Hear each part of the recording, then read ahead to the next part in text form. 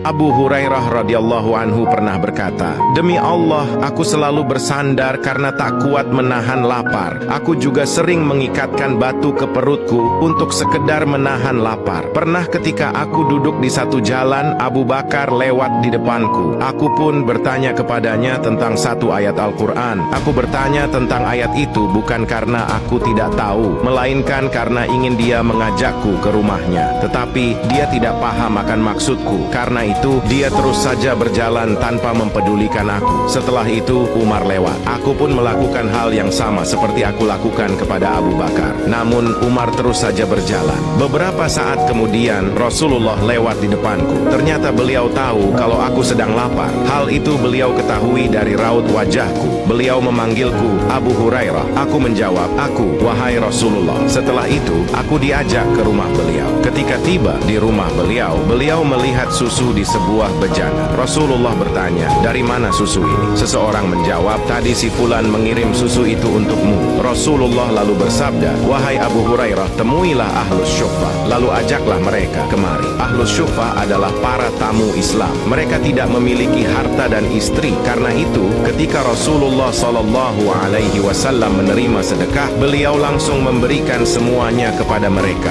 Beliau tidak mengambil sedekah itu sedikit pun. Demikian juga apabila beliau menerima hadiah, beliau mengambil sebagian hadiah itu, kemudian selebihnya beliau bagikan kepada mereka. Namun, tatkala Rasulullah menyuruhku untuk memanggil Ahlus Syuffah agar mereka menikmati susu itu, aku sedikit merasa kecewa. Aku bergumam, sebenarnya aku berharap bisa kuat. Kalau susu ini dibagikan ke Ahlus Syuffah, manfaat apa yang mereka dapatkan? Namun, taat kepada Allah dan Rasulnya adalah sebuah kewajiban. Karena itu, aku tidak mungkin menolak permintaan Rasulullah. Dengan senang hati, aku pun melangkah mendatangi Ahlus Syuffah untuk mengundang mereka. Ketika aku sampai di sana, mereka menyambutku dengan penuh rasa cinta. Mereka pun memenuhi undangan Rasulullah. Ketika mereka berkumpul dan duduk dengan rapi, Rasulullah berkata, "Wahai Abu Hurairah, ambillah susu tadi, lalu berikan kepada mereka." Aku memberikan susu itu kepada seorang laki-laki di antara mereka, lalu dia meminumnya sampai kenyang.